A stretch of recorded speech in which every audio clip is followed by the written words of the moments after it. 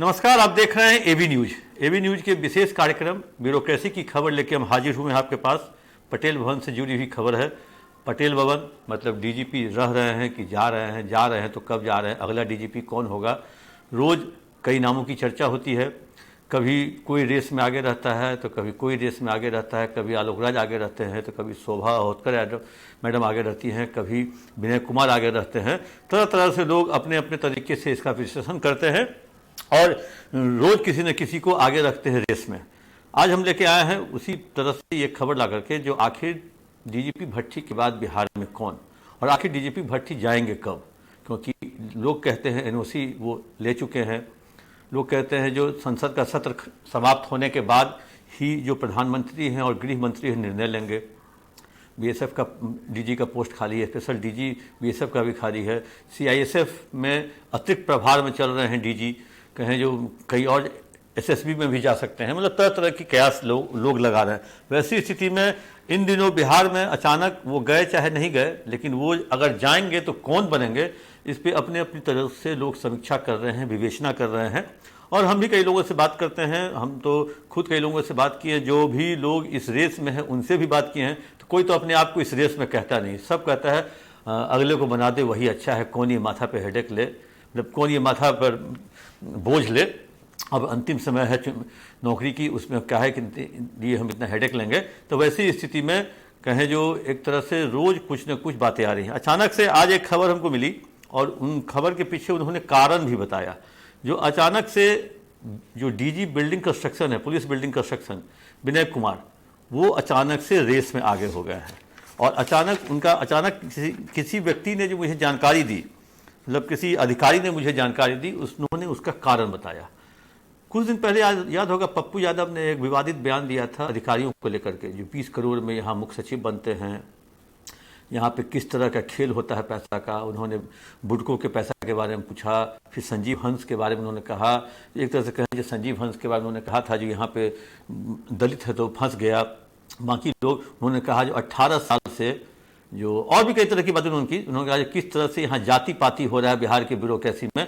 ये बात कहीं ना कहीं जो है डीजीपी की रेस में जो लोग हैं उनके लिए, किसी के लिए फ़ायदे साबित हुआ, किसी के लिए नुकसान हुआ।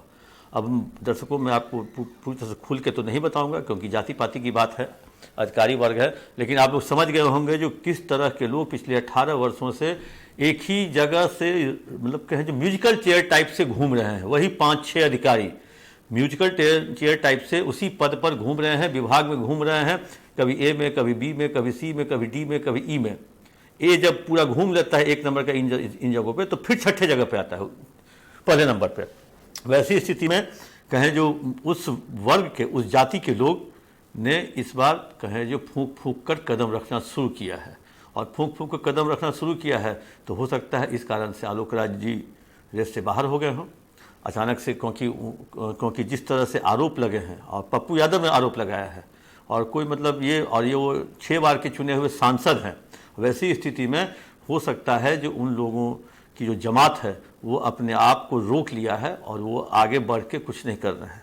इस बीच में बिहार की राजनीति में कुछ बदलाव हुआ तो अशोक चौधरी, संजय झा, विजय चौधरी के नेतृत्व में, कहें जो उनके मौजूदगी में सरयू राय, झारखंड के नेता हैं, एमएलए हैं, वो जेडीयू ज्वाइन करते हैं। सरयू राय नो डाउट झारखंड के हैं, लेकिन हैं दबंग जाति से, मतलब दबंग मतलब कहने के भूमिहार जाति से आते हैं। और इसलिए उनको लेकर के लोग कहता है जो फिर मतलब सरयू राय बहुत मजबूत माने जाते हैं झारखंड में, जिन्होंने रघुवर दास को हरा दिया, वो एक तरह से वहाँ के लिए बहुत ही मजबूत नेता हैं। और एनडीए में अभी है नीतीश कुमार, लेकिन उसके रहते हुए सरयू राय को उन्होंने लिया।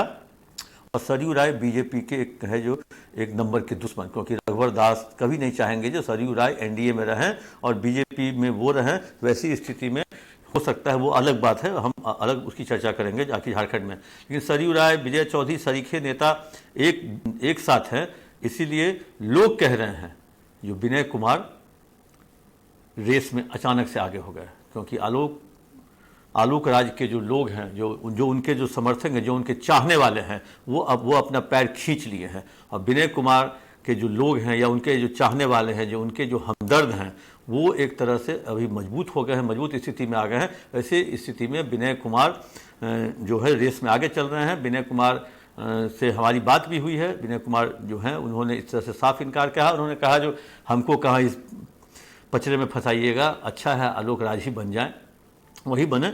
लेकिन उनके जो बैचमेट्स हैं उनसे मेरी बात हुई, वो उन्होंने कहा जो विनय कुमार जी को आश्वासन कहीं से मिला है, जो चेहरे की खुशी और झलक बता रही थी, जो उनसे बात कर रहे थे, तो विनय कुमार जी कहीं ना कहीं उस रेस में आगे आ गए हैं। इनको आश्वासन मिला है जो बिहार के अगले डीजीपी वही बनाए जा सकते हैं, लेकिन वो बनेंगे तब जब भट्टी जी यहाँ से जाएंगे। वैसे आपको बता दें जो पहले जिस समय भट्टी जी का हुआ था डीजीपी में, उस समय मनमोहन सिंह, आरएस भट्टी और आलोक राज का नाम पैनल में गया था। मनमोहन सिंह अब रिटायर कर गए हैं, भट्टी जी डीजीपी पद से हटाए जाएंगे, तो अब जो पैनल बन सकता है उसमें आलोक राज, विनय कुमार और शोभा अहोतकर का नाम होगा। वैसी स्थिति में ये पैनल अब बिहार सरकार भेजेगी कि नहीं भेजेगी, क्योंकि यूपीएससी के ही ओके कहने पर तब ये किसी डीजीपी की, नए डीजीपी की पोस्टिंग हो सकती है, तैनाती की जा सकती है, और समय से पहले हटाने के लिए यूपीएससी से आपको मतलब क्या कहते हैं इजाज़त लेनी पड़ेगी। तो अब ये देखना है जो आखिरकार जो कहें, जो जब तक डीजीपी बिहार में वो जाएंगे नहीं और जब तक नए डीजीपी बनेंगे नहीं, तब तक रोज एक नए डीजीपी रेस में आगे रहेंगे। और ये रेस में आगे अचानक से शाम होते होते ये खबरें आ जाती हैं बाहर, जो कौन से आईपीएस अफसर जो डीजीपी के रेस में हैं आज आगे हैं। मतलब कहें जो हो सकता है ये प्लांटेड खबर भी हो सकती हो सकता है सच्चाई भी हो सकता है, क्योंकि 4 दिन पहले विनय कुमार जी गए थे मुख्यमंत्री एक अन्य मार्ग, वहाँ उन्होंने दीपक कुमार जी से मुलाकात की। मुलाकात का कारण जो बताया गया, मतलब लोगों के द्वारा कहा गया जो एक जगह कहीं थाना का निर्माण हो रहा है झंझारपुर में, उसको लेकर के नेता मंत्री उस क्षेत्र के विधायक ने विरोध किया। विरोध करने को लेकर के जो सीएम के प्रधान सचिव हैं दीपक कुमार, उनका फ़ोन आया था मिलने के लिए और तत्काल वो काम बंद करवाने के लिए।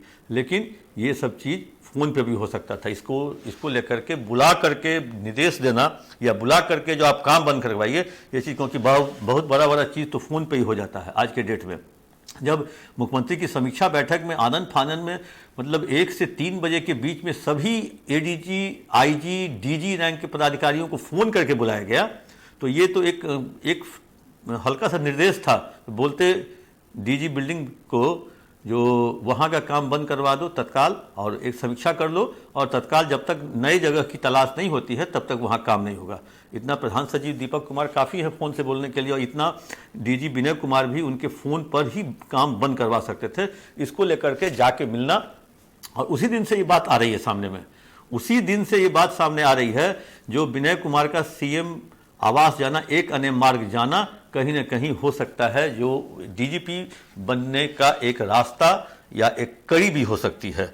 अब लेकिन देखने वाली बात यह होगी जो बिहार का अगला डीजीपी कौन होता है या नहीं भी होता है, भट्टी साहब रहते हैं कि जाते हैं, वैसी स्थिति में हम लोग को आगे इंतजार करना पड़ेगा जो आखिर बिहार का अगला डीजीपी कौन होता है।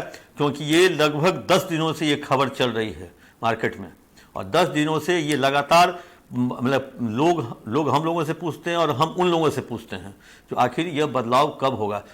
कई लोग कहते हैं संसद की सत्र के बाद, कई लोग कहते हैं 15 अगस्त के बाद, क्योंकि 15 अगस्त झंडोत्तोलन है, स्वतंत्रता दिवस है। वैसी स्थिति में जो डीजीपी हैं या जो सभी ज़िले के एसपी हैं उसको अगर अचानक से बदल देना, क्योंकि 15 अगस्त है, फिर इसको लेकर के, और जो एक जानकार कहते हैं जो अभी जो जम्मू कश्मीर में जो अभी हालात हैं, आतंकी हमला और बांग्लादेश का जो तख्ता पलट है, जो बांग्लादेश का जो देश की जो सीमा है, और बिहार भी उसमें है कई जगहों पे, तो वहाँ पे बीएसएफ की तैनाती है। इसीलिए बीएसएफ के लिए जो केंद्र सरकार है, जो फील्ड में यूनिफॉर्म में जो रहा है उसकी तलाश कर रही है, या एक आईबी या रॉ के अधिकारी की तलाश कर रही है जो बीएसएफ को संभाल सके। तो वैसी स्थिति में लोग कह रहे हैं जो बीएसएफ में जाना इनका तो मुमकिन नहीं लग रहा है, लेकिन सीआईएसएफ, एसएसबी जैसे पद है जो डिपार्टमेंट है, उसमें आरएस भट्टी जा सकते हैं अगर केंद्र इनको बुलाए तो। अब देखना होगा, इंतजार करना होगा आखिर कब तक ये जाते हैं और यहाँ पे किनकी तैनाती होती है।